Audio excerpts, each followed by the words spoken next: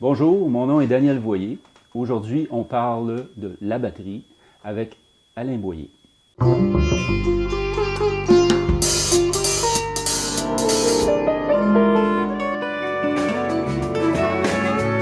du haut des montagnes fatiguées, les yeux détournent. Salut Daniel, Salut Alain. on a passé à travers l'intro, c'est magnifique. Ouais. Puis toi aussi, tu as installé tout ton kit. Oui, je me rappelais encore comment l'assembler, là. Après 48 ans, je commence à... D'installation. Ouais, j'ai perdu le manuel d'instruction, mais j'en ai plus besoin, je pense. Fait que, explique-moi ça en gros, là, ton kit ici. Là. Une batterie, à la base, c'est un amalgame. OK. C'est un amalgame de tambours arabes, c'est-à-dire des tambours européens, des cymbales qui viennent du Moyen-Orient, et puis des ajouts technologiques comme ce pied-là qu'on appelle un Charleston en français ou un hi-hat en anglais, et puis la pédale de grosse caisse, parce qu'il y a une pédale derrière. OK? Alors, l'histoire commence à la fin du 19e siècle, après la guerre de sécession aux États-Unis. Les Noirs qui sont nouvellement affranchis, qui ne sont plus des esclaves, se rendent dans ce qu'on appelle les pawn shops, les prêteurs sur gage, et achètent des instruments militaires, comme la trompette, par exemple. Les clarinettes étaient populaires à ce moment-là aussi. Alors, il s'est monté la musique qu'on appelle le Dixieland. Je saute des étapes, là, mais en fait, la batterie n'existait pas comme telle. C'était des cymbales, il y avait des blocs chinois, il y avait des caisses claires et il y avait les grosses caisses. Parce qu'on jouait comme militaire avec la caisse, avec le maillet avec la main, la caisse claire avec une courroie. C'est ça.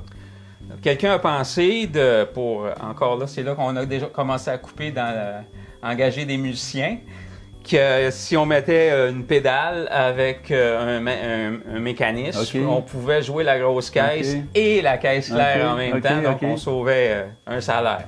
Alors, même chose est arrivée avec les cymbales de hi-hat, et puis on avait les cloches, puis on a mis une cymbale qu'on appelle la cymbale ride. Alors, c'est un amalgame. Ça fait que, petite anecdote, moi j'ai acheté cette caisse claire-là. C'est une caisse claire de marque Ludwig, Olive Badge, qui date de 1978.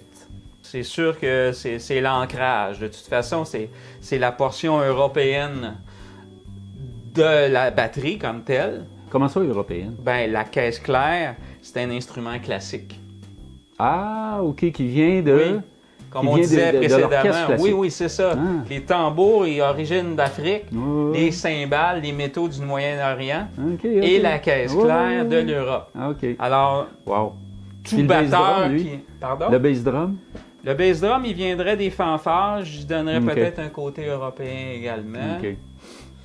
Alors, la technique de batterie, la première chose que tu fais, c'est que tu t'achètes une paire de bâtons. Puis souvent, tes premières leçons, ils vont te demander de t'acheter ce qu'on appelle un pad de pratique ou un caoutchouc sur lequel t'exercer. Alors, il y a tout un vocabulaire à apprendre sur la caisse claire au niveau de l'alternance des mouvements. Il y a plusieurs rudiments, comme vous avez vos gammes, nous, on a nos gammes. C'est-à-dire, c'est des gammes linéaires, des gammes rythmiques. Néanmoins, ce que tu apprends, ta dextérité avec le vocabulaire de la caisse claire, comme les coups simples, les roulements, les paradiddles, les ratamakiou, c'est là que tu vas apprendre le maniement des bâtons. OK. Après ça, il y a l'indépendance des membres, parce que tu travailles à 4 membres, 2 mains, 2 pieds, qui vont jouer des choses les 2 pieds, on n'a pas parlé d'eux autres. Oui. Alors, dans un premier temps, tu apprends à tenir tes baguettes et à prendre tes rudiments. Puis dans un deuxième temps, ou en même temps, comment placer tout ça ensemble dans un ordre cohérent. Oui. Là, maintenant, on va demander à faire avec la main droite 2 fois plus de coups que le bass drum. Donc, on va en faire entre. Donc, c'est 4 coups de grosse caisse, 8 coups de cymbale.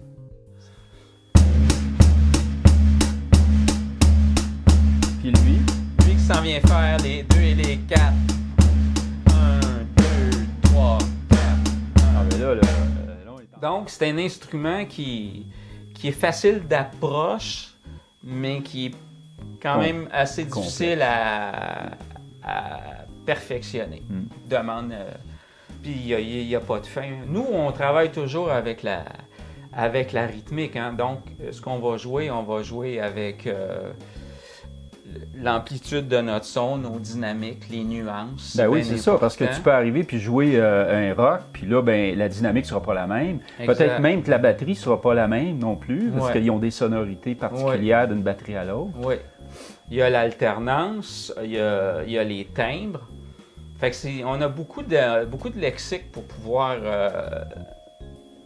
écrire quelque chose, dire quelque chose. Dans ton coffre à jouets, tu as beaucoup de choses que tu peux pratiquer. Exemple, tu peux faire des rudiments, comme des coussins, des paradiddles. Tu peux aller jouer sur plusieurs tempos. Tu peux jouer sur les accentuations, l'amplitude dont on parlait. Je conseille souvent de pratiquer ton improvisation en utilisant un de ces 3 facteurs-là. Mettons, il y en a d'autres, là, mais j'ai parlé d'alternance de coups, d'alternance de tambour, puis d'alternance d'accent. Alors, prendre juste un de ces éléments-là, puis essayer de dire quelque chose d'intéressant Ah, avec. OK. Comme tu vas créer quoi? Oui. Un pattern? Comment Ouais, tu pourrais ben c'est appeler ça. Je comme vais partir, mais je vais te donner les 3 exemples. OK? Je vais te donner l'exemple je vais partir avec des accents. OK. Je ferai rien d'autre que des accents. Je ne jouerai pas sur les autres tambours, ni n'utiliserai aucun autre rudiment que le coussin. Donc, je me sers que de ça. Qui est des alternances de droite-gauche. Là, je vais jouer, puis je vais utiliser les accents.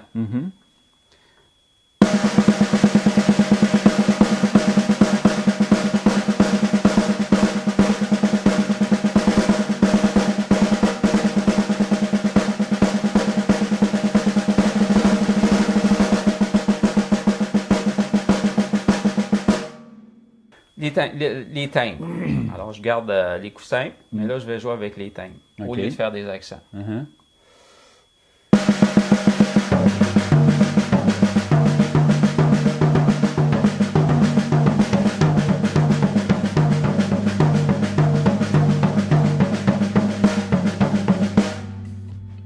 J'ai joué des choses différentes, mais j'ai juste changé de timbre. Puis, ah oui, c'est ça, la dernière chose que je voulais dire, au niveau de l'improvisation, on va prendre, mettons, un paradiddle, une inversion du paradiddle qui est droite, gauche, gauche, droite, gauche, droite, droite, gauche. Là, je vais l'utiliser avec le drum. OK.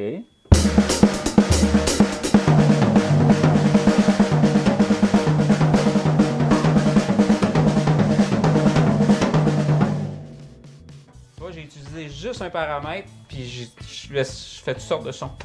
Tu utiliserais ça où, ça? Cet exemple-là, que tu viens de faire. Dans ce qu'on appelle une passe ou un fill. OK, OK. Tu sais, tu vas aller, mettons...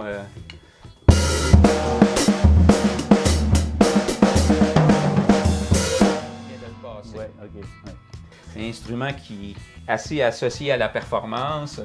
Dans tous les spectacles rock, il y a toujours un solo Sur de le drum drum qui doit puis, être... c'est ça, fait que c'est il y en facile. a juste un, mais il faut qu'il soit... C'est ça. C'est facile à 15 ans, 16 ans, tu sais, focusser sur ton solo qui s'en vient, puis pas écouter... Puis j'ai entendu dire, moi, avec le temps aussi, il y a pas une fusion, mais il y a comme une collaboration énorme avec le bassiste. Ah oui! Ah oui, le bassiste, En tant que drummer, en tant que batteur. c'est la fondation aussi. Il donne les notes graves, il donne les fondamentales des accords sur lesquels les chansons sont échafaudées. Ça fait que c'est notre partenaire.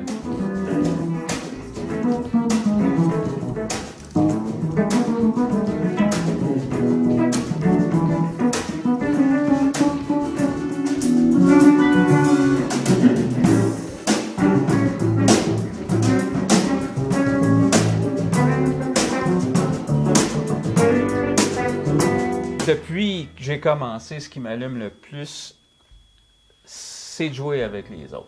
Où je vais chercher le maximum d'enthousiasme, c'est dans des situations d'improvisation. Donc, dans de la musique de jazz.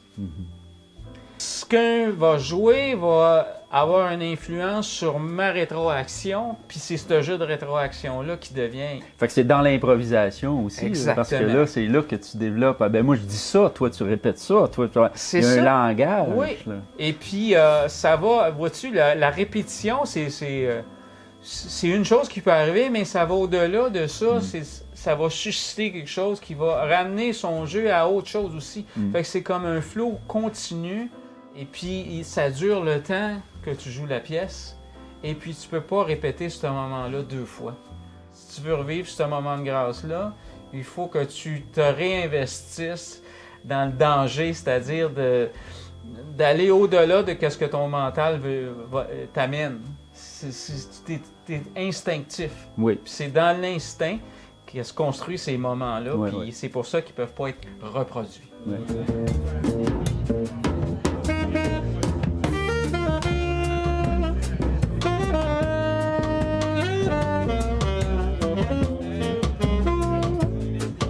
Je vais partir un rythme de shuffle Mhm. et je vais lui faire 3 petits twists. Le premier, je vais partir avec les 4 coups qu'on dit 4 on the floor, les 4 bass drums. Mhm. Mon hi-hat va être sur les 2 et les 4. Mhm. OK? Ensuite, je vais continuer toujours mon shuffle. Mes mains en haut vont faire les mêmes choses. Là, je vais faire le bass drum sur le 1 et le 3. Le hi-hat sur le 2 et le 4. OK. Et la troisième version, je vais retourner faire mon bass drum à 4 temps. Puis je vais faire mon hi-hat sur le 3e triolet. OK. Donc, les pieds au début, ça Fait va que tout faire... le monde, on a tout enregistré ça, là. Ouais, c'est vous clair avez- que là... vous avez bien compris la première il fois. l'a dit, là. Il Là, l'a je vais dit. le faire. Là, il va le faire. Alors, première variation.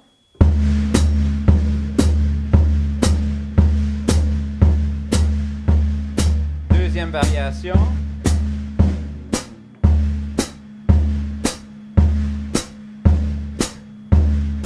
Troisième variation.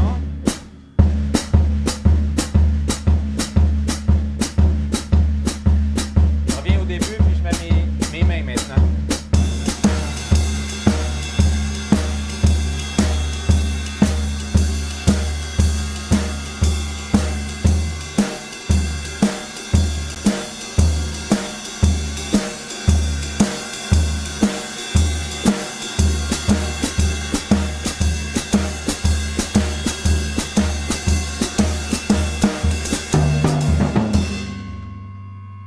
Tout Voilà était là. pour les pieds. Bon. Ben, allez, merci. Merci de m'avoir accueilli pour cette capsule. À bientôt. À plus tard.